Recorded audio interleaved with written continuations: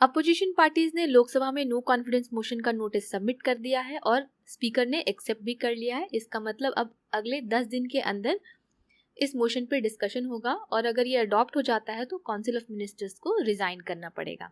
हालांकि बीजेपी के पास नंबर्स हैं तो मोशन अडॉप्ट नहीं होगा। तो रीजन क्या है इसको लाने का? अपोजिशन के अकॉर्डिंग उनका मकसद है कि गवर्नमेंट को मणिपुर के मैटर पे प्रेशराइज किया जाए बात करने के लिए, क्योंकि अभी तक प्राइम मिनिस्टर पार्लियामेंट में आकर के अपना बयान नहीं दिए हैं। आज जानते हैं इस वीडियो में कि नो कॉन्फिडेंस मोशन कैसे लाया जाता है, क्या प्रोसीजर है।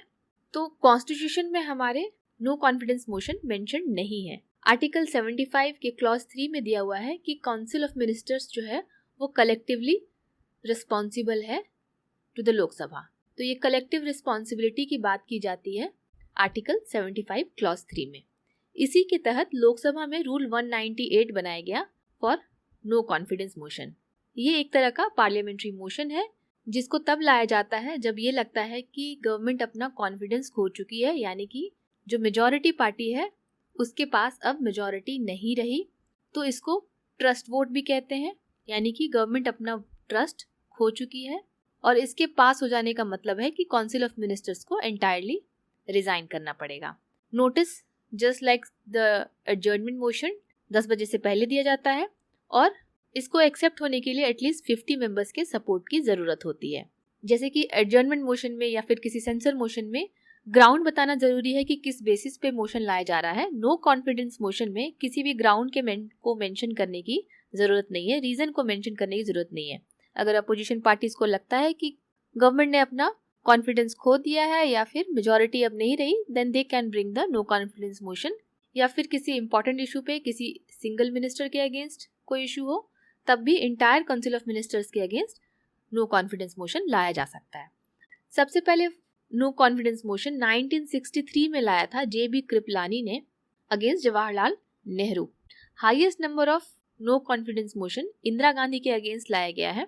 इंदिरा गांधी के अगेंस्ट 15 टाइम्स लाया गया था नो कॉन्फिडेंस मोशन और Morarji Desai first prime minister थे जो कि नो कॉन्फिडेंस वोट की वजह से रिजाइन कर दिए थे। हालांकि पहली बार जब नो कॉन्फिडेंस मोशन इनके अगेंस्ट लाया गया था तब ये उसको जीत गए थे, लेकिन सेकेंड टाइम जब नो कॉन्फिडेंस मोशन आया था तब इन्होंने रिजाइन कर दिया था before voting. So he was the first prime minister to lose the government because of no confidence motion.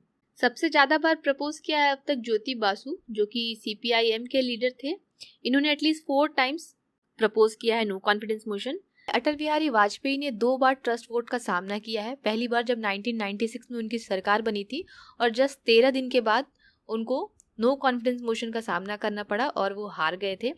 फिर 1998 में जब दोबारा उनकी सरकार बनी तो ठीक 13 महीने के बाद नो कॉन्फिडेंस मोशन आया और वो सिंगल वोट से हार गए थे क्योंकि AIDMK ने लास्ट मोमेंट में अपना सपोर्ट वापस ले लिया था। मनमोहन सिंह जी की गवर्नमेंट में 2008 में आया था जब उन्होंने न्यूक्लियर डील साइन किया था, लेकिन बाय नैरो मार्जिन वो नो कॉन्फिडेंस मोशन सरवाइव कर गए थे। 2019 में बीजेपी की गवर्नमेंट के अगेंस्ट अपोजिशन पार्टीज लेके आई थी नो कॉन्फिडेंस मोशन और अभी 2023 में फिर से आया है। ये मेन रीजन है उनका to pressurise the government so that it talks on Manipur issue.